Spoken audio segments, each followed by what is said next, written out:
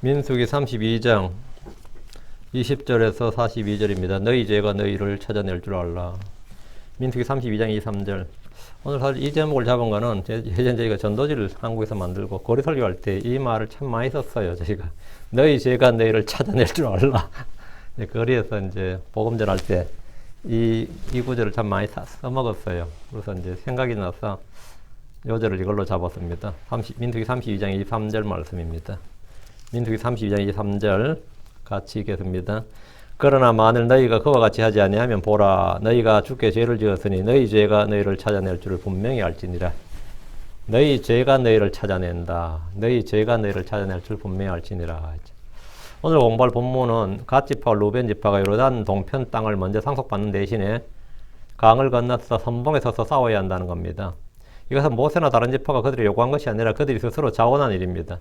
갓과 르벤은 요르단 동편의 땅이 풀이 많아서 가축들이 많은 자기들에게 적합한 땅이라면서 사전 상속을 요구했습니다. 물론 전쟁 다 끝나고 나서 제비 뽑아서 여호수아와 엘리야살이 제비 뽑아서 그들이 이제 합의하에서 땅을 분배하는 건데, 아직 강도 건너기 전에 말이야, 가나안 정복하기 전에 이 땅 아모리 족속 땅을 먼저 자기들이 차지했다고, 그건 다 함께 물론 전쟁한 건데, 이 땅을 내놓으라고 한 거잖아요. 사전 상속이죠. 모세는 이들의 그 좌파 이기주의, 이런 거기에 아주 분노를 했고, 그들이 행한 죄가 이스라엘을 낙담하게 하는 일이고, 가데스 바네아에서 10명의 정탐꾼들이 했던 죄보다 더 큰 죄란 사실을 말해줬습니다. 이에 그들은 이 땅을 먼저 얻는 대신에 우리가 뭐 그냥 공짜로 짜는 게 아니고, 우리가 달라고 그냥 달라는 겁니까? 우리도 그 많은 대가를 지불하겠습니다. 먼저 얻는 대신에 자신들이 이 땅에 머무는 것이 아니라 무장해서 강을 건널 것이고, 전쟁이 끝날 때까지 그들은 결코 돌아오지 않을 것이고, 자신들은 그곳에서 싸워서 아무리 큰 공을 세워도 아무런 어떤 상속도 요구하지 않을 것임을 모세와 엘리야살 그리고 회중의 통치자들 앞에서 천명했습니다. 이에 대해서 모세는 엘리야살과 여호수아 그리고 회중의 통치자들 앞에서 답을 주었습니다. 자, 본문 보겠습니다. 본문입니다. 20절. 모세가 그들에게 이르되 너희가 만일 이 일을 행하고 무장하고 주 앞에서 가서 싸우되, 모세는 갓지파와 루벤지파가 자신들이 말한 대로 이스라엘이 요르단강을 건너서 싸우러 갈 때에 선두에 서고 주 앞에 가서 싸우라 했습니다. 이는 먼저 상속을 요구했기 때문에 치러야 하는 대가입니다. 그들은 먼저 자기들의 눈에 좋은 것을 선택했고 요구했습니다. 처음에 이들은 강을 건너지 않겠다고 했다가 모세의 경로와 책망을 들었습니다. 그들은 이 땅을 얻기 위해서 자기들이 무장해서 형제들과 함께 싸울 것이고, 싸울 때 그냥 싸우겠다는 것도 아니고 선두에 서겠다고 했습니다. 이는 아직 상속을 받지 못한 다른 지파의 불평불만을 잠재울 수 있는 아주 좋은 방법입니다. 다른 지파들은 뭐야, 우린 뭐야, 이런 뭐 뒷말이 나올 수밖에 없는 상황인데, 우리가 그것만한 대가를 치르겠다. 우리가 이제 뭐 달라는 게 공짜로 달라는 게 아니다. 그러면 다른 지파들 충분히 납득할 수 있는 거죠. 그래서 뭔가를 얻으려면 그에 상응하는 대가를 지불해야 한다는 것은 만고불변의 진리입니다. 뭔가를 얻으려면 그에 상응하는 희생, 대가, 수고, 노력, 뭐 당연한 거죠. 이거 속담에, 미국 속담에 no cross, no crown 이런 말 있죠. 뭐 아주 유명한 뭐 크리스천들에게는 모르는 사람이 없을 겁니다. 십자가 없이는 뭐가 없다? no cross, 크로스가 없으면 크라운이 없다. 십자가를 지지 않으면 관이 없다 이 말이에요. 한마디로 말하면 고생 없으면 보상도 없다 이 말이죠. 그러니까 no cross, no crown 이 말이 있는데, 고난 없이는 영광이 없다는 말입니다. 뿌리지 않는 데서는 거둘 수가 없다는 것은 누구나 아는 평범한 진리입니다. 세상 사람들도 다 아고 크리스천들도 다 아는 진리예요. 그런데 실제로 많은 크리스천들이 이 진리를 잊어버립니다. 우리는 은혜로 값없이 구원을 선물로 받았습니다. 이것이 너무나 크게 강조되다 보니까 항상 은혜로 값없이, 은혜로 값없이, 이것이 이제 성도들의 마음에 딱 각인이 되는 거죠. 우리는 성령을 선물로 은혜로 값없이 받았습니다. 하나님께서는 구하는 자에게 각양 좋은 것들을 선물로 주셨습니다. 이것은 우리의 수고나 행위나 섬김이나 고난이나 희생의 대가가 아니라 우리 주께서 대신 치르신 결과입니다. 구원과 달리 상속 보상은 주를 섬긴 대로 각 사람의 행위에 따라 주어집니다. 골로새서 3장 24절에 너희가 상속료의 보상을 주께 얻을 줄 아나니 너희는 주 그리스도를 섬기느니라. 상속 보상은 뭐라고요? 섬김과 관계가 있다는 거지. 상속료의 보상, 값없는 선물, 은혜의 선물이 아닙니다. 믿음의 행위와 사랑의 수고와 인내, 소망, 섬김의 희생, 고난, 대가를 치러야 됩니다. 계시록 22장 12절에 보라 내가 속히 오리니 내가 줄 보상이 내게 있어 각 사람에게 그의 행위에 따라 주리라. 뭐에 따라 준다고요? 보상은 그의 행위에 따라 준다. 각 사람에게 그의 행위에 따라 주리라. 각 사람에게 그의 행위에 따라. 이 말씀에 주목하시고, 이스라엘은 가나안 땅을 주시겠다는 주의 약속을 받았지만 그것을 얻기 위해서는 각 사람이 싸워서 승리해야 됩니다. 갓 자손과 루벤 자손은 다른 지파보다 먼저 자기들이 원하는 땅을 요구했습니다. 이를 위해서는 그들이 뭐라 해야 된다? 예. 형제들을 위해서, 주를 위해서 뭔가 일을 해야 했습니다. 모세는 그들이 말만 하지 않고 행하지 않도록 엄중히 경고하고 있습니다. 이는 우리에게 주는 경고고 교훈이기도 합니다. 성도들이 믿음을 외치면서 행위가 없으면 그 믿음은 죽은 것입니다. 행위 없는 믿음은 죽은 믿음이고, 열매 없는 가지는 잘려서 불태워질 가지고, 맛을 잃은 소금은 버려져서 짓밟힐 겁니다. 이건 성경의 진리입니다. 이건 주께서 직접 말씀하신 진리예요. 우리는 그리스도의 좋은 군사로서 부를 받았고 이 세상 삶의 일에 얽매이지 않아야 됩니다. 죄는 떨쳐버려야 됩니다. 우리는 하나님의 전신갑주를 입고 주 앞에서 가서 싸워야 됩니다. 죄와 싸우고 세상과 싸우고 마귀와 싸우고 육신을 대적, 혼을 대적해 싸우는 육신의 정욕, 혼을 대적해서 거슬러 싸우는 육체의 정욕을 싸워야 됩니다. 21절, 너희가 다 무장하고 주 앞에서 요르단을 건너가 그분께서 자신의 원수들을 자신 앞에서 쫓아내심으로. 갓 자손과 루벤 자손들 중에서 여자들과 아이들은 요르단 동편에 그냥 남고 20세 이상으로 계수된 남자들은 모두 무장하고 주 앞에서 요르단을 건너와서 주의 원수들과 싸우라는 명령을 받았습니다. 지금 루벤 지파가 몇 명이냐면 20세 이상 계수된 사람이 43,700명, 갓 지파가 45,000명, 합치면 이제 8만 명이 넘는 거죠. 84,200명, 이래 되겠네요. 이 군대가 무장하고 가서 싸우라고요. 모세는 요르단 동편 아모리 족속을 정복하고 미디안의 5 왕을 정복한 후에 요르단을 건너지 못하고 이곳에서 죽습니다. 모세는 자기가 죽은 후에 정복전쟁에서 갓 자손과 루벤 자손이 해야 될 일을 명령했습니다. 신명기 3장 18절에 그때 내가 너에게 명령하여 이르기를 주 너희 하나님께서 이 땅을 너에게 주사 소유하게 하셨은즉 싸울 수 있는 모든 자들은 무장하고 너희 형제 이스라엘 자손보다 앞서가서 싸우되, 갓 자손과 루벤 자손은 뭐라고요? 너희 형제 이스라엘 자손보다 앞서가서 싸우되 선봉에 서라, 선발대가 되라 이거예요. 이 명령에 따라 갓과 루벤 지파는 가나안 입성에 선발부대로 나섰습니다. 모세가 죽은 후에 여호수아가 전쟁을 지휘할 때 그들은 모세가 명령한 그대로 행했습니다. 여호수아 1장 14절에 너희 아내들과 어린 가들과 갖추고 모세가 요르단 이편에서 너희에게 준 땅에 머무르려니와 너희 모든 강한 용사들은 무장하고 너희 형제들보다 앞서 건너가 그들을 돕되. 그러니까 일반적이라면 유다 지파가 앞서야 돼요. 일반적이라면 유다 지파가 선봉에 서야 되는데, 지금은 유다 지파가 선봉에 서는 게 아니라 이 땅을 먼저 받는 바람에 갓 자손과 루벤 지파가 선봉에 서는 거예요. 선봉에 서야 됩니다. 여호수아 4장 12절에 루벤 자손과 갓 자손과 므낫세 반 지파는 모세가 그들에게 말한 같이 무장하고 이스라엘 자손보다 앞서 건너가되, 가장 앞서 건너갔단 말이죠. 구약 성경에서 무장하되란 말, 무장하되, 이 무장하되 이 말은 문자 그대로 칼과 창을 들고 방패를 들고 그래서 싸우는 군대로서의 무장입니다. 신약에서 크리스천들에게 무장하라는 것은 빛의 갑옷, 하나님의 전신갑주, 성령의 검과 같은 영적 무기로 자신을 무장하는 겁니다. 우리의 싸움은 혈과 육에 대항하는 것이 아니라 정사들과 권능들과 이 세상 어둠의 치리자들과 높은 초설에 있는 영적 사악함과 맞붙어 싸우는 겁니다.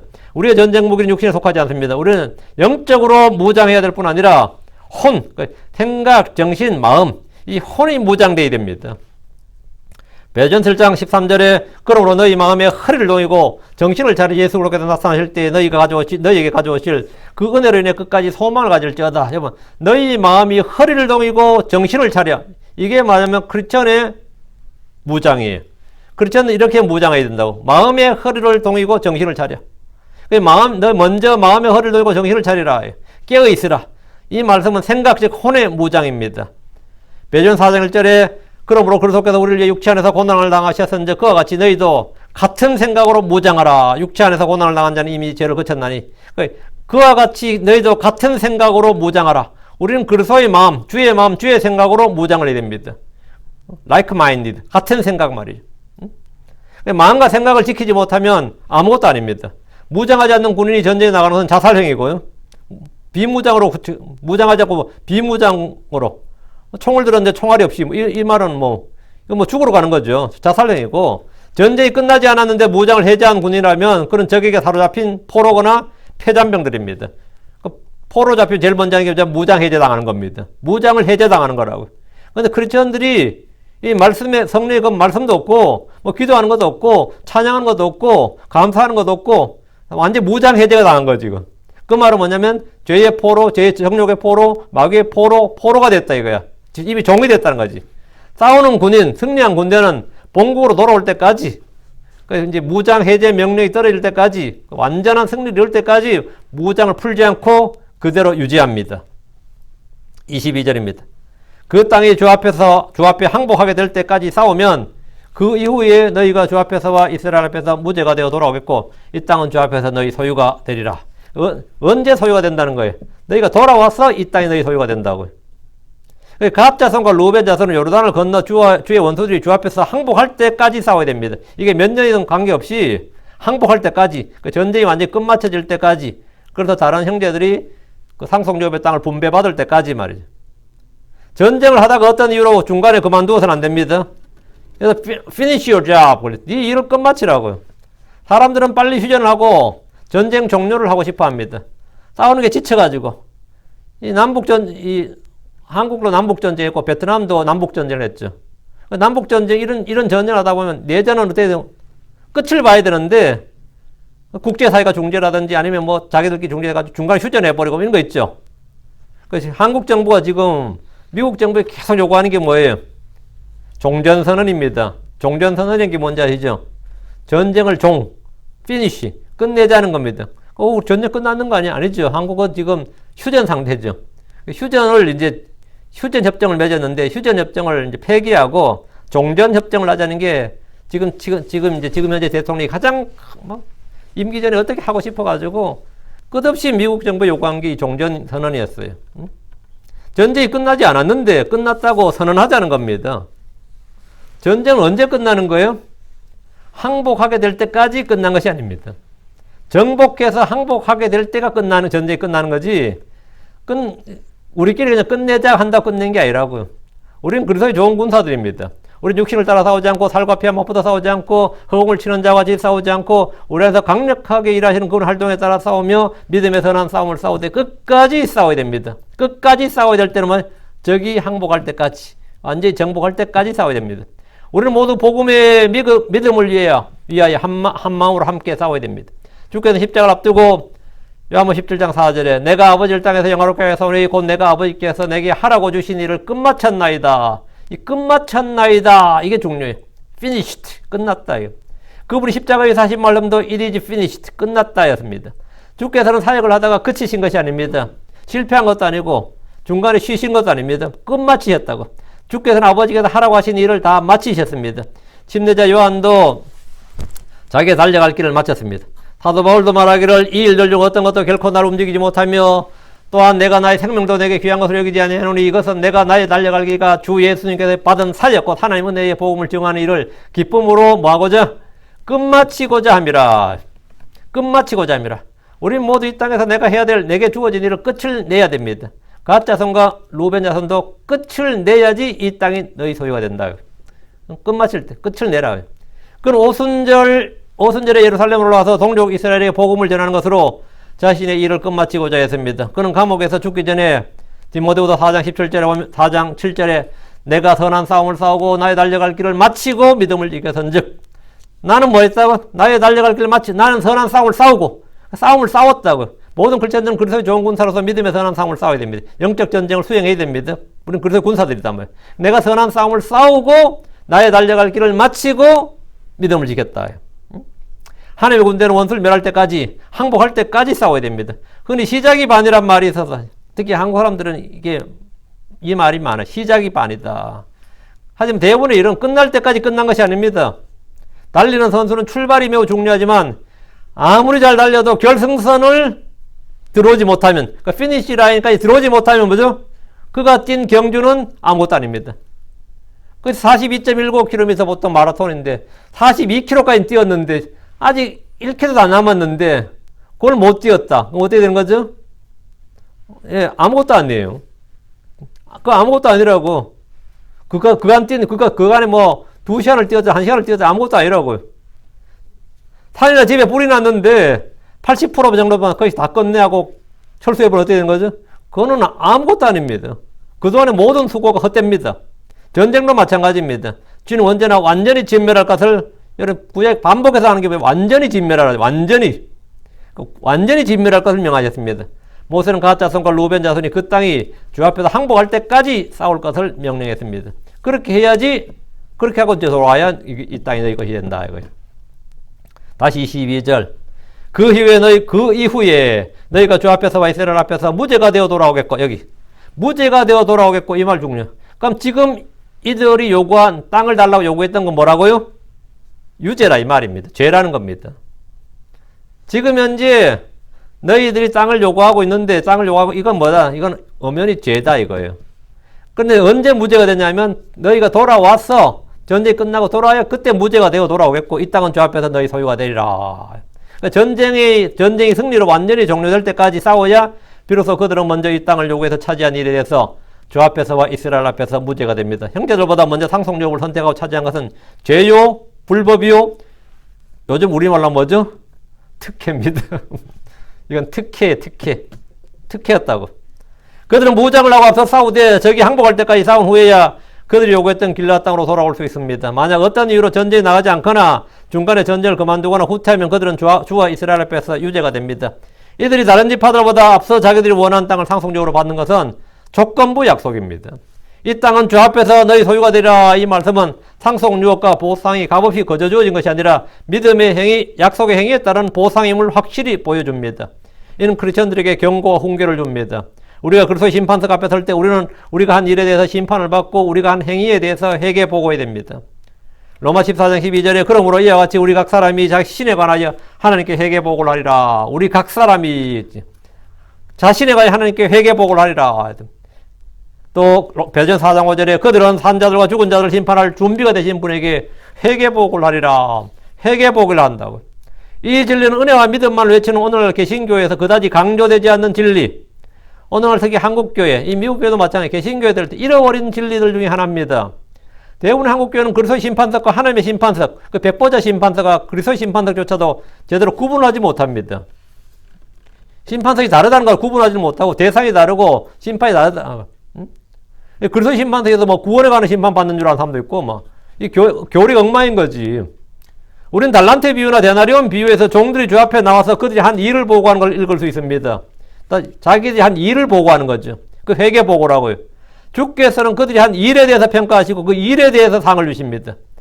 고린도전서 3장 8절에 이제 심는 자와 물 주는 자는 하나이며 저마다 자기의 수고에 따라 자기의 보상을 받으라. 뭐에 따라 받는다고?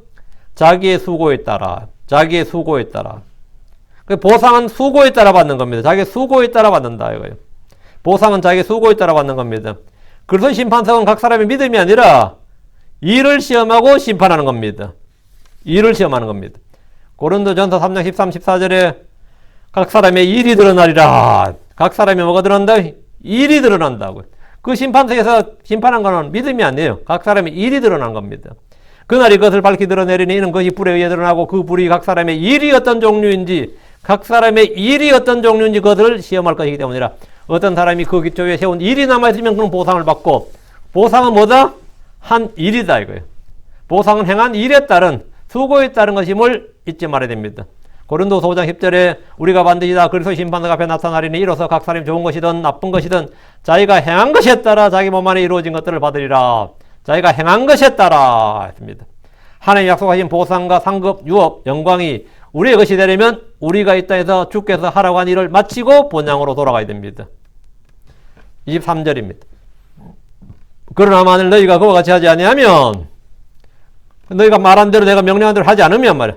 보라, 너희가 주께 죄를 지었으니, 너희가 상속유업 좀 달라고 요구하고 하니 이건 뭐라고요? 주께 죄를 지은 거다 말이에요.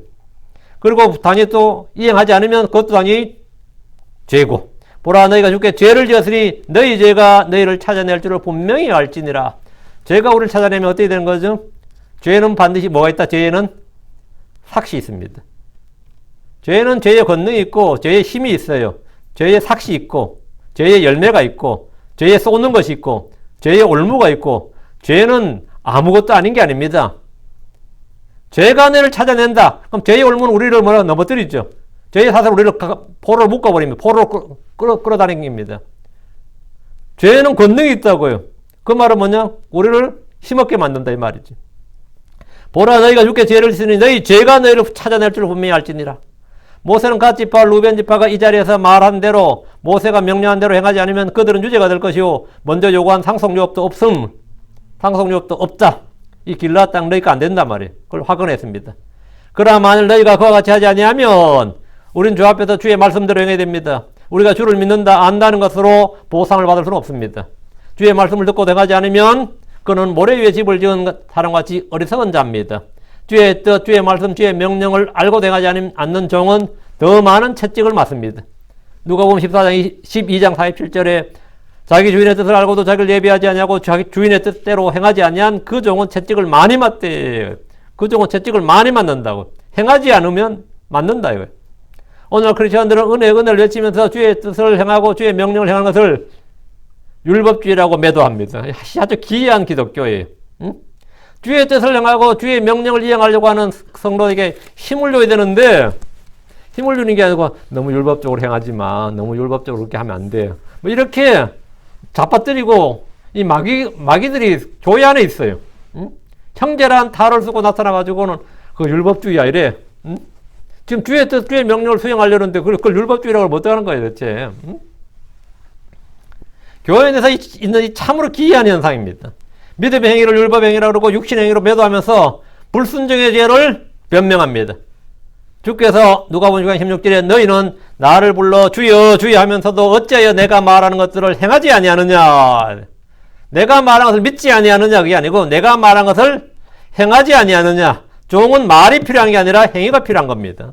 우리가 예수를 주여 주여 하면 나는 주의 종이란 말인데 종은 말이 필요한 게 아니에요. 행함이 필요하지. 그러니까 주여 주여 하면 어째 내가 말한 것들을 행하지 아니하느냐. 우리가 주의 말씀 주의 뜻을 행하지 않으면 그것은 주께 죄를 짓는 겁니다. 선을 행할 줄 알고도 행하지 않으면 그것이 그에게 죄가 되듯이 주의 뜻 주의 명령을 알고도 행하지 않으면 그는 주께 죄를 짓는 겁니다. 그러나 만일 너희가 그와 같이 하지 아니하면 보라 너희가 주께 뭐랬다? 죄를 지었으니 주께 죄를 지었으니 이 말씀 우리에게 큰 경고를 줍니다. 우린 믿는 자로서 선을 행하고 의를 향할 의무가 있습니다. 정직한 행실과 거룩한 행실을 향할 의무가 있습니다. 복음을 전하는 일과 기도하는 일과 믿음의 선한 싸움을 싸우며 달려갈 길을 끝까지 달려야 됩니다. 그 일을 위해서 믿음과 인내와 절제가 필요합니다. 그와 같이 하지 아니하면 우린 주께 뭐한 거다? 예, 죄를 지은 겁니다. 구원을 잃어버린 게 아니고 주께 죄를 지은 거예요. 너희 죄가 너희를 찾아낼 줄을 분명히 알지니라. 갓 자손과 루벤 자손이 요르단강을 건너지 않거나 전쟁에서 선봉을 서지 않거나 전쟁을 완전히 끝나지 않는 상태에서 돌아와서 이 땅을 자기들 땅이라고 선언하고 잘 먹고 잘 살면 말이죠. 그들이 한 말을 지키지 않을 때 그들은 주와 이스라엘 앞에서 죄를 짓는 것이고 그것이 그들의 죄가 됩니다. 모세는 너희 죄가 너희를 찾아낼 줄을 분명히 알지니라. 너희 죄가 너희를 찾아낼 줄 분명히 알지니라. 사람들이 자신의 죄를 숨길 수 있다고 생각하는 것은 죄의 권능을 알지 못하고 죄의 속임수에 속기 때문입니다. 죄인들은 자기 죄를 숨겨두었다가 언제든지 조용하면 모든 일이 해결되면 자연스럽게 스스로 해결할 수 있다고 생각하기도 합니다. 시간이 되면 저절로 해결된다고 믿기도 합니다. 죄인들은 자기들이 죄를 다스릴 수 있는 줄로 알지만 이것은 오해고 오류고 착각입니다. 마귀에게 속은 겁니다. 누구든지 죄를 짓는 자는 죄의 종입니다. 누구든지 죄를 짓는 자보다 죄의 종입니다. 죄는 반드시 삭슬 요구합니다. 모세가 너희 죄가 너희를 찾아낼 줄을 분명히 알지니라 이 말씀은 죄는 반드시 그에 상하는 징벌과 징계와 형벌, 정죄, 저주, 올무, 걸림돌 뭐가 있다는 겁니다. 아간은 아무도 모르게 은밀하게 죄를 지었지만 아간의 죄는 아간을 찾아내었고 온 이스라엘이 그의 죄를 알았고 그의 죄가 그를 죽였습니다. 그의 죄가 그를 죽였어요. 다윗의 죄는 다윗을 찾아내었고 그의 집에서 칼이 떠나지 않게 했습니다. 게하시의 죄는 게하시를 찾아내었고 그의 온몸은 나병으로 덮였습니다. 아담은 자신의 죄를 덮었지만 그의 죄는 그를 찾아냈습니다. 아나니와 삽비라는 은밀히 죄를 짓고 숨겼지만 그들의 죄가 그들을 찾아내었고 온 회중들이 알게 되었고 그들은 둘 다 죽었습니다. 죄는 삭시 있습니다. 죄의 삭은 사망입니다. 그럼 나의 죄를 덮어주는 건 뭡니까? 그럼 나의 죄를 덮어주는 것, 나의 죄를 깨끗하게 해주는 것, 용서해주는 것, 씻어주는 건 뭡니까? 예. 첫째는 사랑입니다. 미움은 다툼들을 일으키되 사랑은 모든 죄를 덮느니라.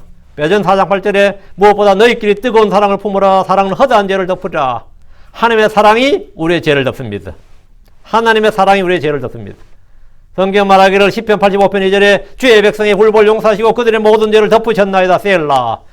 주의 백성들 모두 그들의 모든 죄를 덮으셨나이다. 주께서는 자신의 사랑으로 우리의 죄를 덮으셨습니다. 주의 사랑은 어디에 있습니까? 십자가에 못 박힌 예수 그리스도 위에 있습니다. 주의 피가 우리의 죄를 깨끗이 씻습니다. 주께서 우리의 죄를 용서하시고 덮으시고 씻으시고 제거하시는 분입니다. 사람들의 죄를 덮어주고 싶습니까? 복음을 전하십시오. 그들이 회개하도록 하십시오. 그럼 죄가 덮어집니다. 야고보서 5장 20절에 그 죄인을 그의 길에서 그의 길에 잘못해서 돌아서게 하는 자가 한 혼을 사함하여서 구원하며 허다한 죄를 덮을 것임을 그가 알게 할지니라 했습니다. 우린 주 앞에서 죄를 시인하고 회개하기 전까지 결코 죄를 덮을 수 없고 피할 수 없고 제거할 수 없고 죄를 해결할 수 없습니다. 너희 죄가 너를 찾아낸다 그랬습니다. 우리의 죄를 해결하시는 분은 주 예수 그리스도입니다. 죄 문제만 살 때마다 우리는 누구에게 달려가야 됩니까? 예, 그 죄의 해결자, 죄를 씻으시는 분, 죄를 제거하시는 분, 덮으시는 분, 예수 그리스도를 찾아가야 됩니다. 24절입니다. 너희는 너희 어린 것들을 위하여 도시들을 건축하고 너희 양을 위하여 우리를 지으라. 그리고 너희 입에서 낸 것을 행하라 하니라. 이들은 요르단을 건너기 전에 이 땅의 가축을 위해 우리를 짓고 어린 것들을 위해 도시를 건축하겠다고 했는데 이는 모세가 허락했습니다. 갓자손과 루벤 지파에게 요르단 동편에서 정착할 준비를 하란 겁니다. 갓 지파, 루벤 지파 여자들 어린 것들은 강을 건너지 않고 정복 전쟁이 끝날 때까지 이곳에 머무르고 전쟁에 나갈 수 있는 남자들만 무장을 하고 강을 건넙니다. 남자들이 정복 전쟁에서 돌아올 때까지 여자들과 어린 것들 그리고 가축들이 거할 수 있는 도시들과 우리를 건축하도록 했습니다.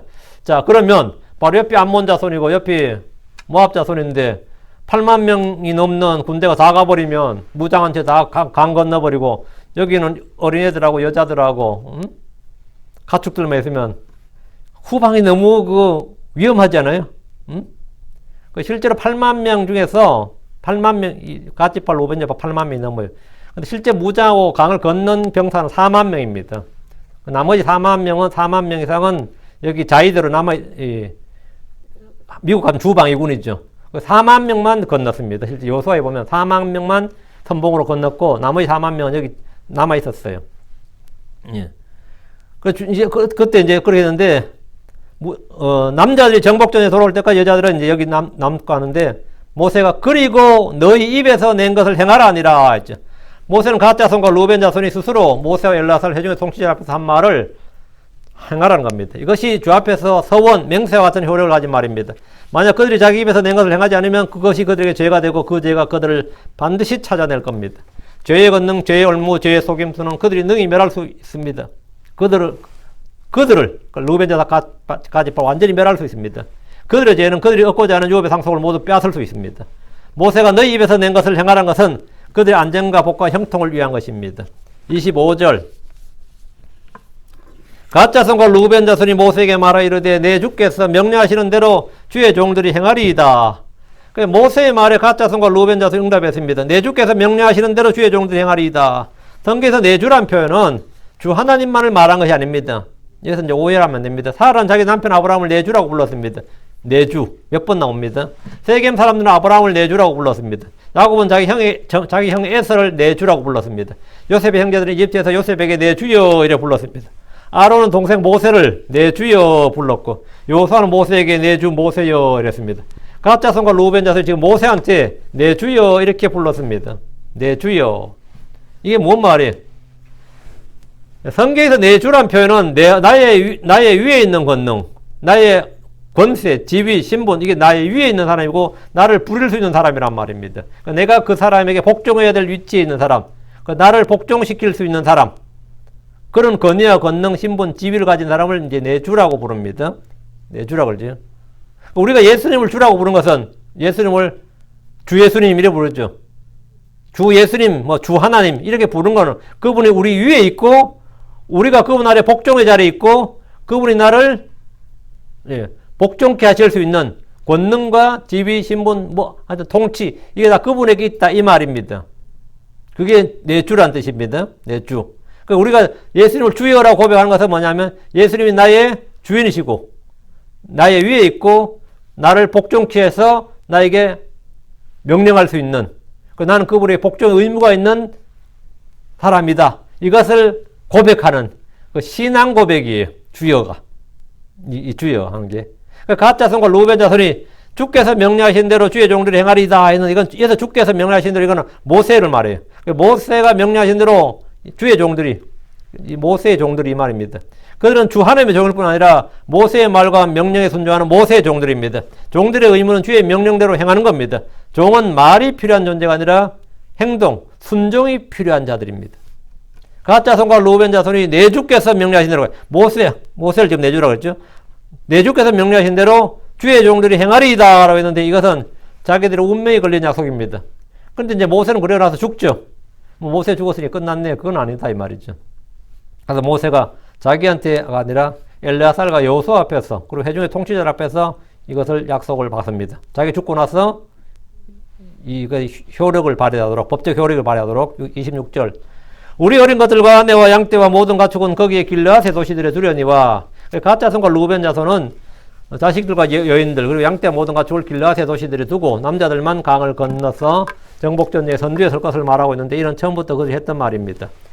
27절, 주의 종들은 내 주께서 말씀하신 대로 각각 싸움을 위해 무장하고 주 앞에서 건너가 싸우리이다 하며. 주의 종들이란 말은 20세 이상의 계수된 남자들로 루벤 지파가 43,730명이고 갓 지파는 45,500명입니다. 이들은 모세가 말한 대로 각자 싸움을 위해 무장하고 주 하나님 앞에서 건너가서 싸우겠다고 언약을 재확인했습니다. 먼저 땅을 얻은 대가를 치르겠다는 겁니다. 하지만 여호수아에서 보면 이들 지파에서 참여한 군의 수는 4만 명이었습니다. 8만 명이 다 넘어가지는 않았다 이 말입니다.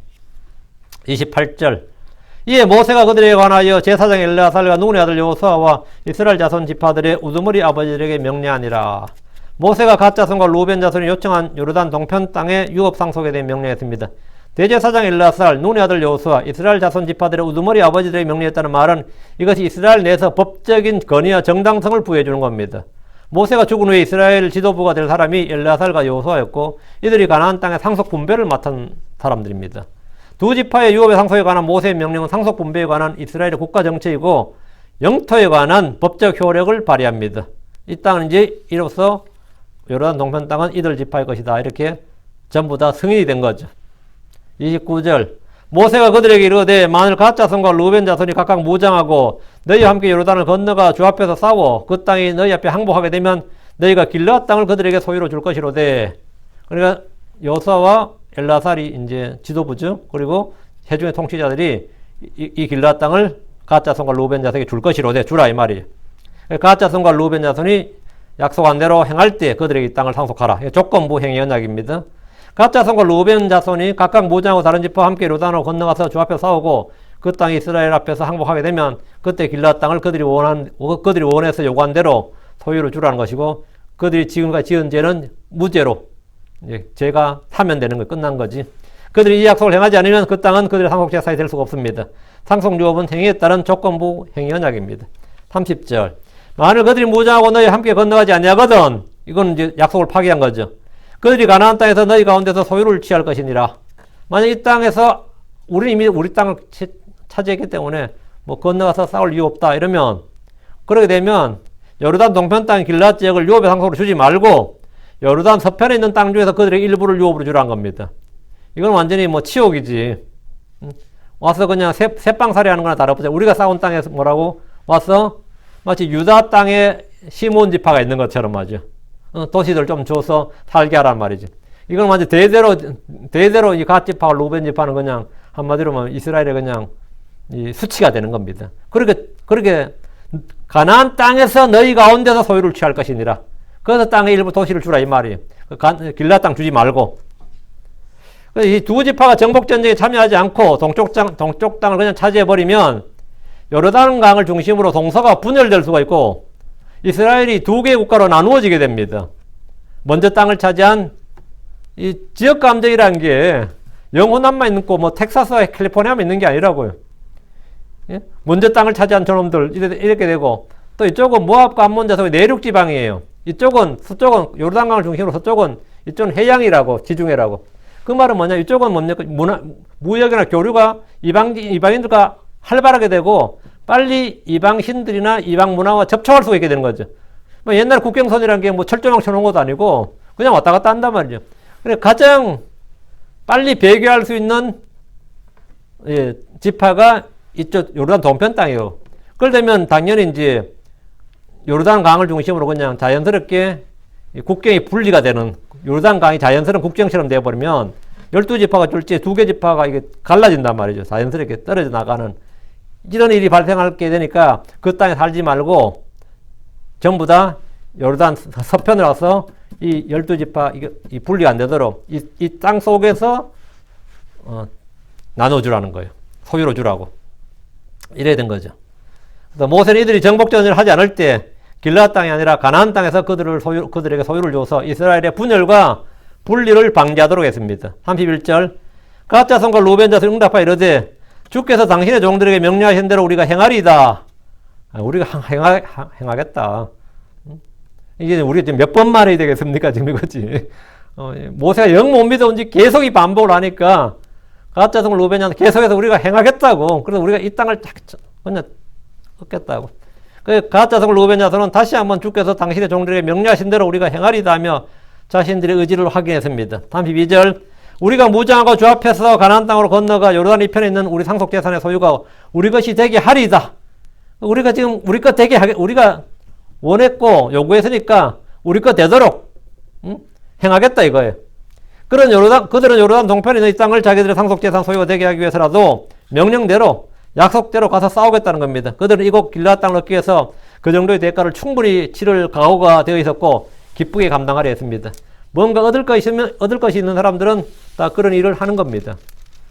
33절 모세가 갓 자손과 루벤 자손과 요셉의 아들 므낫세의 반지파에게 아모리 족속 왕 시온의 왕국과 바산 왕 옥의 왕국을 주되 곧 그 땅과 그 지역 안에 있는 그 땅의 도시들과 주변에 있는 그 지방의 도시들을 그들에게 주니라. 그래서 느닷없이 이제 루벤과 갓 자손은 이미 욕을 해서 그러다 치고 므낫세의 반지파는 욕을 안 했다고요. 근데 모세가 므낫세 지파의 반에게 이 북쪽 땅을 준 거예요. 바산 왕 옥의 땅을. 왜 그런 것 같아요? 모세는 요르단 동편 땅을 갓 자손과 루반 자손과 요셉의 아들 므낫세 지파에게 준 게 아니라 므낫세 지파의 절반에게 줬어요. 동편에 므낫세 지파가 반 살고 므낫세 지파는 서편에 요르단 강 중심으로 동서편에 다 살도록 한 거예요. 저 북쪽에서. 그 므낫세 지파의 반에게 이 땅을 준 것은 마길의 자손이 바산 왕 옥의 땅을 빼앗고 아모리 족속을 쫓아내기 때문입니다. 모세는 므낫세 지파를 반반 나누어서 요르단 동편에 반은 서편에 살도록 했는데 그 땅을 차지하도록 했는데 요르단 동편과 서편 지역이 훗날 어떤 이유로 떨어져 나거나 분리 독립하는 일이 없도록 한 겁니다. 갓 자손과 루벤 지파가 만에 하나 잘못해서 우린 독립하겠다. 이스라엘 떨어지게 나겠다. 그렇게 안 해도 솔로몬 이후에 어떻게 됐어요? 남부로 갈라졌다고. 남한국 부항을 갈라졌다고. 모세님이 이게 뻔히 보이는 거죠. 근데 두 지파만 여기 남겨뒀다가는 이거는 그냥 분명히 이게 동이스라엘, 서이스라엘로 바뀔 거고 또 일터지면 또 남북으로 또 갈리면 뭐 이스라엘 산산조각 난단 말이지. 그래서 그런 조치를 가장 안전하게 조치할 수 있는 게 뭐냐면 므낫세 지파 반을 여기 딱 놔둬서 이 두 개 지파만 가지고는 안 되는 거지. 사람이 그래. 두 사람은 의견을 합치해도 셋은 의견이 잘 합치되지 않는다 그래요. 우리 군대 가서도 탈영을 방지하려면 신병은 셋을 같이 두라 그래요. 한 놈은 탈영하자 그러면 한 명은 안 된다고 한 명 신중하자 그러니까 의견을 밤새도록 의논해도 세 명의 의견이 잘 합치가 잘 안 된다 그런 말이에요. 응? 그래서 므낫세 지파 반을 동쪽에 딱 둠으로써 이 와치도 오게 되는 거예요. 이 두 지파가 배교하거나 다른 지파와 이 합치죠. 왜 므낫세 지파는 반이 서쪽에 살고 있으니까 함부로 떨어져 나갈 수가 없는 거죠. 왜? 반이 서쪽에 있기 때문에. 므낫세 지파 무조건 하나가 돼야 되니까 그 다음에 이쪽에 있는 갓 지파, 루벤 지파를 은연중에 어쨌든 감시 감독하는 그리고 이들이 분리 독립해서 떨어져 나가니 없도록 조처를 한 것이 뭐냐면 이 므낫세 지파 반을 동쪽 땅을 줘버린 거예요. 이거는 모세의 그 통치술입니다. 제가 볼 때는 상당한 능력이에요. 자, 34절, 36절. 갓 자손은 디본과 아다롯과 아로엘과 아드롯과 소반과 야셀과 욕부하와 벳니무라와 베사란과 성벽을 두른 도시들을 건축하고 또 양을 위해 우리를 지었으며 34절 36절은 갓 자손이 받은 땅이고 이들은 정복전을 하러 요르단을 건너기 전에 도시들을 건축하고 가축에 우리들을 지었습니다. 37절 38절은 루벤 자손의 땅입니다. 루벤 자손은 헤스본과 엘랄레와 헤스본이 저 아래 있죠. 그게 이제 루벤이 아래를 차지했고 갓 자손이 중간 그 위를 므낫세 지파 반이 차지한 거예요. 루벤 자손 헤스본과 엘랄레와 기랴다임과 느보와 바알모온을 건축하고 그것들의 이름을 고쳤으며, 바알모온이 이름 자체가 바알 이런 게 들어가니까 당연히 이제 신정국가 이스라엘에서는 이런 도시를 이름 놔둘 수가 없는 거죠. 그 이름을 고쳐버리고 또 신마를 건축하고 자기들이 건축한 도시들에게 다른 이름을 주었더라. 37절과 38절은 이제 루벤 자손이 받은 땅입니다. 루벤 역시 도시를 건축하고 가축들을 위해서 우리를 지었습니다. 자기들이 건축한 도시들에게 다른 이름을 주었더라. 이것은 아모리 족속이 부르던 이름에 바알, 느보와 같은 이방신들의 이름이 들어가 있었기 때문입니다. 정복자들은 도시를 건축할 때 지명을 바꾸는 것은 흔한 일입니다. 이를 통해서 자신들이 정복자고 이게 이제 우리가 주인임을 알리는 겁니다. 39절, 40절 므낫세의 아들인 마길의 자손이 길르앗에 가서 그것을 빼앗고 그 안에 있던 아모리 족속을 쫓아내매 모세가 길르앗을 므낫세의 아들 마길에게 주니 그가 그 안에 거하니라. 바산왕 옥의 땅이었던 길르앗 북부 지역은 모세가 므낫세의 아들 마길의 자손을 주었는데 이 지역은 아모리 족속을 쫓아내고 땅을 정복한 사람들이 마길의 자손이기 때문입니다. 41절 므낫세의 아들 야엘은 거기 가서 거기에 작은 고을들을 빼앗고 그것들을 하봇 야일이라 불렀으며, 야일 했죠. 그 야일이 하봇 야일이라 불렀다면 자기 이름을 그 도시 이름에 집어넣어 버린 거죠. 므낫세 아들 야일은 가서 그것의 작은 골들을 빼앗고 그것들을 하봇 야일이라 불렀습니다. 도시 이름을 고친 것은 이 땅의 새로운 주인을 알리는 행위고, 도시 이름에 야일이라는 이름은 자신의 이름을 넣음으로써 이 땅의 정복자 주인임을 밝혔습니다. 42절 노바는 가서 그 낙과 그것들의 마을들을 빼앗고 자기 이름을 따라 그것을 노바라 불렀더라. 노바는 가서 그것들의 마을을 빼앗고 자기 이름을 따서 도시 이름도 노바로 불렀습니다. 역시 이제 그렇게 한 거고. 이제 우리는 여기서 먼저 자신들이 원하는 땅을 받기 위해서 나왔던 갓 지파와 루벤 지파가 먼 훗날 그들의 땅을 빼앗긴 12지파 중에서 가장 먼저 땅을 빼앗기고 가장 먼저 포로가 된 지파가 이 요르단 동편 지파들입니다. 이쪽 서쪽의 북왕국 이스라엘 사마리아는 사네립에게 망했죠. 아시리아의 사네립에게 망했어요. 근데 이 동쪽 땅은 언제 망했냐면 11개 15장 29절에 보면 이스라엘 왕 베가의 시대에 아시리아 왕 디글랏 빌레셀이 와서 이온과 아벨벤 마아가와 야노와 게데스와 하솔과 길랏과 갈릴리와 납달리 온 땅을 점령하고 그들을 포로로 사로잡아 아시아로 데려가니라. 언제? 베가 시대에 다 잡혀갔다고요. 그 땅을 먼저 차지했지만 가장 먼저 포로가 된 건 뭐래요? 가장 먼저 땅을 빼앗긴 것도 이들이지. 이 땅이 자기들은 양들 우리가 자기들이 목초지라 해서 제일 좋은 땅을 행했지만 사실은 가장 위험한 땅이었습니다. 그리고 가장 먼저 망했다고. 그 요르단 동편 지역의 지파들은 이스라엘이 사네립에 망하기 전에, 사네립 왕이 망하기 전에 베가 시대에 망해버렸고 온 땅이 점령되고 포로로 잡혀서 아시리아에 끌려갔습니다. 다른 사람들보다 머리를 빨리 돌려서 또 먼저 뭘 차지하고 얻고 하면 좋을 것 같죠. 좋을 것 같지. 그럼 남들은 우리만 바보가 된 것 같아. 응? 야, 갓하고 루벤하고 잠깐 했다. 간 건데도 그 생각 하겠어 안 하겠어요? 응? 우리는 다 데려가는데 쟤들은 마누라하고 자식들이 손 흔들면서 잘 싸우고 오세요. 그러면 어떤 해야 될 것 같아요? 아, 우리만 이 등신 같다. 우리 장로는 뭐 하고 있다가 이 좋은 땅 다 빼앗기고 저쪽 싸우러 가나 이런 생각이 들겠죠. 먼저 차지하고 먼저 성공하고 먼저 한 게 굉장히 좋을 것 같죠. 그게 마냥 좋아할 일이 아닙니다. 하나님은 역경과 고난과 형통과 성공을 골고루 분배해 주시는 분이에요. 이걸 항상 기억해야 돼요. 역경과 고난, 어떤 사람은 초년에 그렇게 역경과 고난이 왔지만 말년이 평안한 사람이 있고, 그렇게 금수저 물고 타고 태어났다고 해도 말년이 그냥 요양병원에서 사람도 못 알아보고 죽는 사람도 있고 그래요. 하나님께서 형통과 역경을 마주 보게 두시는 겁니다. 여러분이 어떻게 해야 좋겠어요? 잘 택해야 돼요. 잘 택하는 건 내 눈에 보기 좋은 대로 택하는 게 아닙니다. 내 눈에 보기 좋은 대로 택하고, 이 사람은 죄를 지어가며 택한 거예요, 지금.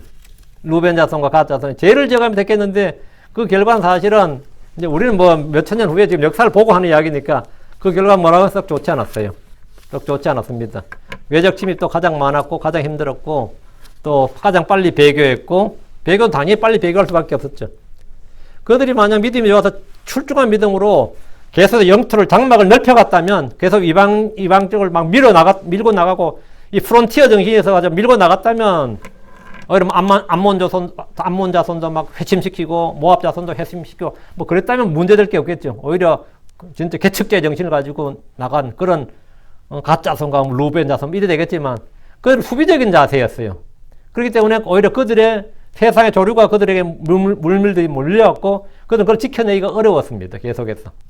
개척자의 정신이 아니라 이 디펜시브였단 말이에요. 하여튼 이거 뭐 여기 오늘 본문이 아니니까 나중에 따로 이야기하기로 하고요. 어쨌든 내가 좋은 걸 택했다 해서 먼저 택했다 해서 배합할 것도 없고 그건 내가 좋았다고 뻐길 것도 아니고 그건 아무도 모릅니다. 결과는 아무도 몰라요. 예. 오늘 여기까지. 우리 어쨌든 주 앞에서 약속한 것은 해야 된다. 그렇지 않으면 너희 죄가 너희를 찾아낼 줄 알라 했는데 우리는 죄를 어떻게 해야 되느냐. 죄를 다스릴 수는 없죠. 예. 우리는 죄의 욕망을 다스릴 수 있어야 됩니다. 우리 안에 있는 죄의 욕망을 다스릴 수 있어야 됩니다. 그리고 죄에 대해서 죽은 자가 되어야 되고요. 이런 부분은 충분히 다루기 때문에 여러분이 좀 깊이 생각해 보시고 이 말씀을 통해서 좀 은혜를 받기를 바랍니다. 기도합시다. 위대하시고 거룩하신 주 하나님 감사합니다. 하나님께서 복을 주셔서 오늘도 주의 말씀 선포했습니다. 이 말씀 듣는 혼들이 모두 변화를 받고 또 아버지 새로운 깨달음을 얻고 또 은혜를 받고 하나님 말씀에 대해서 이 깊이를 좀 깊이 그 말씀의 깊이를 좀 들어갈 수 있도록 해주시길 간구합니다. 아버지 하나님께서 이 말씀 진리에 계속해서 말씀을 쏟아부어 주시고 말씀이 더 많이 더 강력하게 은혜롭게 권능 있게 선포되게 해주시고 듣는 모든 들이 기쁘게 은혜롭게 말씀을 잘 받아서 이 말씀 믿음과 결합하고 이 말씀이 성령과 더불어 권능 있게 저희 속에서 역사하고 활동함을 따라서 저희 또한 믿음의 선한 싸움을 싸우고 아버지 하나님 저희에게 명령하신 모든 일을 끝까지 행할 수 있도록 인도해 주시고 저희에게 약속하신 유업의 상속, 보상, 상급들, 영광들을 저희가 누릴 수 있도록 해 주십시오. 감사드리며 주의 성기도합니다. 아멘. 아멘. 네, 마치겠습니다.